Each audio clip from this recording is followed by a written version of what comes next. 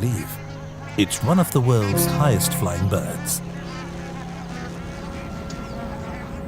She and her friends fly every winter over mountains great and small as they arrive from Russia, Central Asia, and Mongolia. It's rumored they even fly over Mount Everest, though we don't know who actually saw that, to be honest. Each leg of her flight has lasted as long as 17 hours, with no jet engine, no aviation fuel, and thank God for small mercies, no airline food.